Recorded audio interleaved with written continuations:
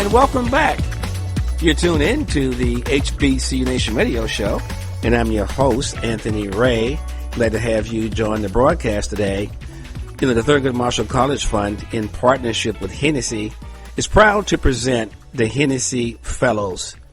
This unprecedented $10 million initiative will award high-achieving students from HBCUs with curated corporate development experiences as well as financial assistance. Experiences include online training forums, an immersive boot camp, and networking opportunities to enhance the exchange of ideas and provide direct exposure to interrelated corporate, social, and economic systems. Selected fellows will also receive a scholarship up to $20,000 per academic year and a $10,000 stipend. We're blessed to have joining us today from the broadcast for a very special segment, Greg Pennington, Ph.D. Greg is managing partner for Pennpoint Consulting Group, a firm focused on accelerating and elevating leadership effectiveness, increasing organization capacity and capability. PCG provides executive coaching, team effectiveness, and leadership development programs and presentations to Fortune 500 companies and national professional associations. Dr. Pennington has served in a variety of internal and external leadership roles. These include VP, Senior Leadership, Development and Planning for a Fortune 100 Global Diverse Manufacturing Enterprise, Regional Practice Leader in Leadership and Development for Global Human Resources Consulting Firm, Manager of consulting firms of a diversity and inclusion consulting and training firm, senior consultant for an international corporate psychology, consulting firm, and manager of human resources for a financial institution.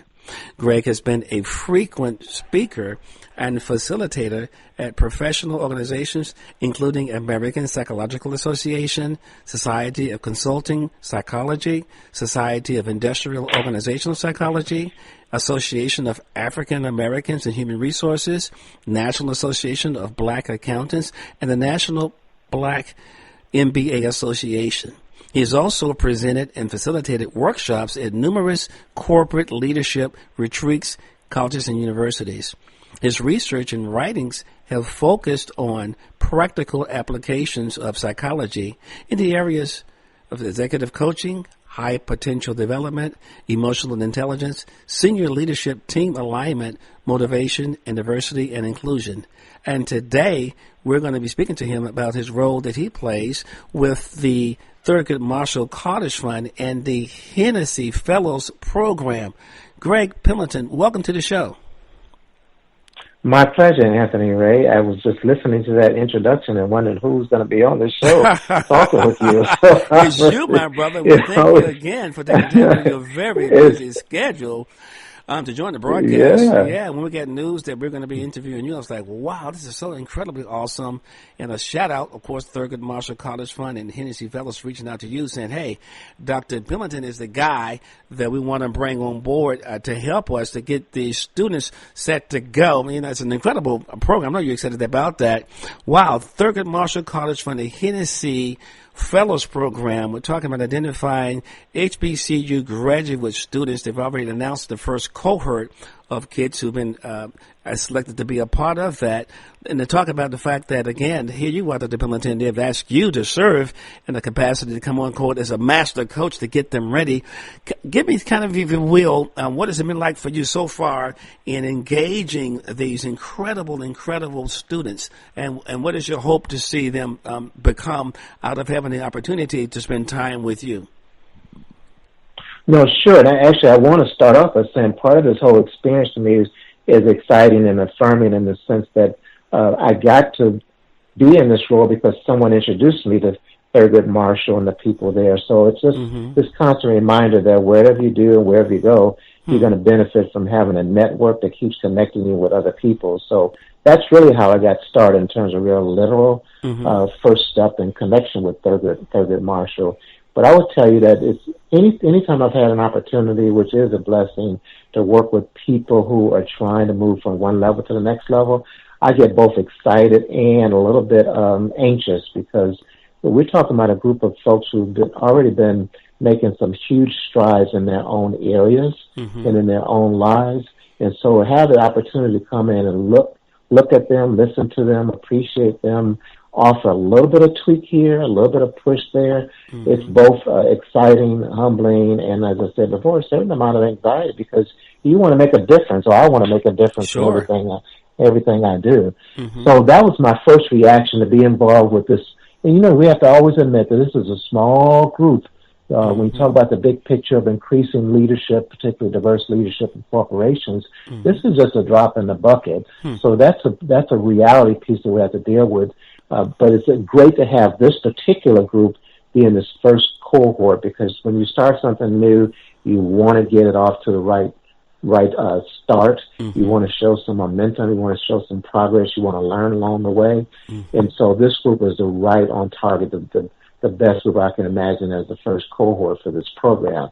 And what I personally expect from them are a couple of things real quickly. One is for them to be pretty open-ended sponges. When you get a lot of feedback along the way about being successful and you got some good stuff going on, you want to do that in a way that says, yeah, I got it and I can work with this, that you also want folks to be able to say, what else am I missing? So that was my first, honestly, that was my first expectation. Are they going to be sponges enough to take in some new information, some new perspectives from somebody that they just met, to put on top of all that affirmation that they have gotten and continue to get? And then what I wanted them to do is to own it. I mean, and we can talk more details about this, but whatever happens in life to this group of students and young adults and us in general, you have to take a bit of focus on what part of this do I own, what part of this can I make a difference in. And so I do expect them to say, okay, this is how that interview went, good, bad, or indifferent. And as I peel it apart, let me figure out what was my part in this whole scenario. And then I want them to be real clear. We always talk about, particularly from a coaching standpoint, what's the one or two things you're going to do differently? So it's not like we're going to change the whole world with them in 1 or 2 or 3 meetings, but I do want them to be real clear about soak it in, take some responsibility, and take a step. If you're just joining us, you're tuned in to the HBCU Nation radio show. And I'm your host, Anthony Ray. Glad to have you join the broadcast today. Now, the Thurgood Marshall College Fund, in partnership with Hennessy, is proud to present the Hennessy Fellows. This unprecedented $10 million initiative will award high-achieving graduate students from HBCUs with curated corporate development experiences as well as financial assistance. And today we're blessed to be talking to the gentleman who's been selected to do some major coaching with them, Dr. Greg Pennington. Greg is managing partner for Pennpoint Consulting Group, PCG, a firm focused on accelerating and elevating leadership effectiveness, increasing organization capacity and capability. PCG provides executive coaching, team effectiveness, and leadership development programs and presentations to Fortune 500 companies and national professional associations. Again, Dr. Pennington, welcome to the show. I feel welcomed and blessed and glad to be here with you. Absolutely, absolutely. The blessing is ours. Again, we thank you for taking time out of your very busy schedule to share with us today. Again, this is an incredible opportunity for the select fellows. They're going to receive a scholarship up to $20,000 per academic year and a $10,000 stipend.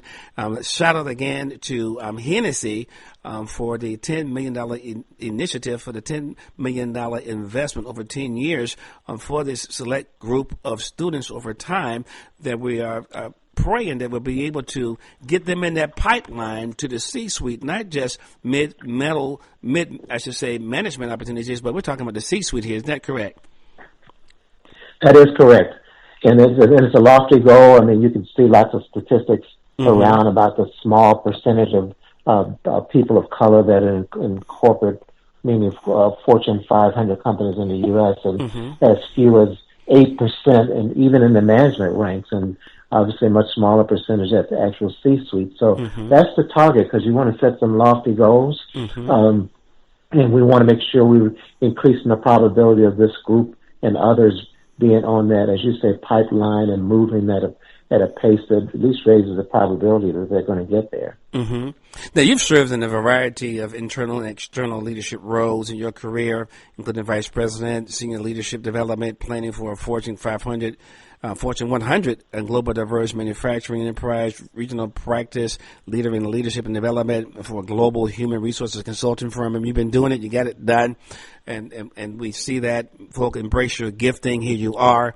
What has it been like for you in terms of what you see about these students that set them apart from everyone else, and the reason why you believe that they were selected to be a part of the Thurgood Marshall College Fund Hennessy Fellows? What is it about these particular students that sets them apart? No, that's a really great question, an important question, and in some ways, really difficult to answer. I think that one of the things that certainly sets this group apart, and I have to say, Anthony, when I say apart, I don't mean to say there's only 10 of these folks available. Right. So that's the reason I pause there. It's a very competitive situation. Yeah, everybody's applying and all that. Yeah, what is it that made them kind of stand out and say, yes, this is the... Sure. What kind of qualities and virtue are folk looking for when they're trying to identify people who have the potential to become leaders? Exactly, and that's so what Thurgood Marshall did and what Hennessy did is the same thing that happens in any corporation. You got a pool of people, and how do you select the ones that stand out? And I would say this group, they made the cut because one, they were delivering results. So that doesn't make you stand out. That makes you get into the party house, right? But then when you start standing out, is what does this group have that conveys what? I heard this term in this other group I'm working with, and they talked about instant credibility, right? So we always talk about executive presence, but it's kind of interesting to put in these other words about instant credibility. So when one of them walks into the room, do you immediately give them the benefit of the doubt that they know what they're talking about, know what they can do, have done, and are going to do? So there's something about this instant credibility. Some of it you might see on paper, but a lot of the stuff we see on paper is that ticket that gets you into the party. Right. After that, it's going to be a little bit of the packaging, to be quite frank and direct. Are you walking into a room like you know you belong into this room? Are you having a conversation like you know you are comfortable in that conversation? And I say conversation. I had this is, to me, a real important point, because one of the fellows I talked with when she was talking about going into the interview, which is another version of how do you stand out. So one of the things we landed on was, how can you have this interview in a way that it feels like a conversation? Same thing you're doing. Right, exactly. Exactly. It's very different feel that you make and that you make on others and others get from you about, I can sit down, have this conversation, I'm going to get something from you and give something to you at the same time. So I think these 10 fellows in this cohort, if you sat down and engaged with them, even in the interview process, the application process, but even more importantly in the process of doing the interviews from a job standpoint, you're going to get a group of young adults who really have some instant credibility. And that's going to come through in their conversation, that's going to come through in their demeanor. And the other thing and the fellows, if you talk with them from the boot camp this past year, they probably one of the things they probably will remark on was how we push them on asking very insightful questions. So conversation wasn't just you say something, I say something. What's going to make this group stand out, what's going to make people stand out in general, and people of color in this instance we're talking about, is going to be the strategic kind of feel of your questions. Are you asking questions that make me think? And when the person on the other end says, that's an interesting question, I hadn't thought about that, then you're standing out. You're not going to be kind of mixed into that porridge of all those other faces and all those other applicants.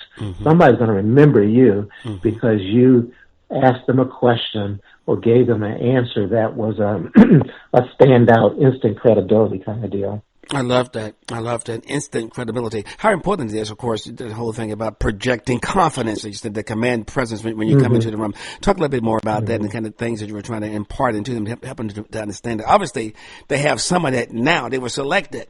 But for those who are tuning in and listening right now, what are some of the components that really make up give us the total package kind of thing? You follow me? This person knows how to project confidence and can ask the right questions. So can you elaborate a little bit more on that for those who are tuning in? Sure. Yeah, so one of the things that kind of immediately comes to mind, and I have children who are 32 and 31, and I sort of accept the fact that one generation people honestly just don't read. Right. Good point. That's right. True. And so the importance of that, in terms of your question about what contributes to that sense of confidence, is what do you know to start with? So where do you gather information about me? I did my research about your radio show. I did my Google search about you. You did the same about me. Right. When I'm applying to a job, I've got to do that background work. So this group of fellows, and I would say anybody listening to your show, just cannot underestimate the value of you having a ton of information. And when you have a ton of information, you can connect the dots. And if you have that information, you can connect those dots. The truth is that whatever question someone raises or throws at you, you may have a piece of data that you can offer back on that. So that's one thing. And you get down to real kind of tactical things we want to push on them. What are you reading? And what are you reading outside of the obvious? And how are you connecting dots? Those are things that build one of those categories of people of color in particular that this is part of the conversation about people of color in particular behind the doors in corporate settings. Is this person strategic enough to do the work that we want them to do? So what does that mean, and how do you get there? Part of that answer is, do you have all the puzzle pieces? Do you have a long list of possibilities? Do you have a long list of the sequence of consequences? And there's one tactical way you can get there is to collect information. So that's one of the things we push on this group. And I would venture to say when they stand in front of anyone, when they interview when they met some of the senior people at Hennessy, when they meet the senior people at any of the companies that they're applying to, they're going to come in well prepared because they went on the internet, they asked the questions. And the part that stands out for me, Anthony, around making that lasting impression is that we push them to look for information outside of the obvious. So you don't just read about XYZ Bank. You don't just read about the banking industry. You just want to be well read and informed about other things because that puts you on the spot of connecting the dots. And so no questions, it's not likely someone's going to ask you a question that you don't know something about. Right. And then the other piece I would say on the confidence part is and this is a little bit like as you and I were talking even before we got started, where do you put humility in there? And for a group of talented fellows who have been told they're some of the brightest out there, I mean, how do you hear that and not get a little bit of a puffiness in your chest? And so, and part of the kickback on that is that you can talk to yourself so much that you think you have to always have the right answer, or an answer, that you're the one who's walking on water. And so when you get them, or when we get them to say, look, you can't know it all, you can't be the expert, nor do you need to be the expert, then they get a little more comfortable being able to say, that's an interesting question. I haven't done a lot of research in that area. You mind telling me a little bit more? That's a pretty powerful, confident stance, as opposed to internally saying, I didn't answer that question. I didn't prepare for that question. Why am I even here? They're going to find out I don't belong. I don't want this group to ever get stuck around, should I be here? And will they uncover that I'm an imposter? Because any question that comes or any situation that comes up, they should feel comfortable saying, I can acknowledge in a humble way, I don't have all those answers. Tell me more, Anthony. Where did that question come from? What do you want? That makes it a conversation again, right? Exactly. That's just good, powerful stuff. And of course, this is why I'm so excited for Thurgood Marshall College Fund and these Hennessy Fellows. And they chose you, Dr. Pennington, to help them what we refer to as the soft skills and the ability to be able to project that kind of confidence, which really is based upon, because you can't really project confidence without having to just just told us, having the knowledge about things that you need to be able to understand, and that's what really gives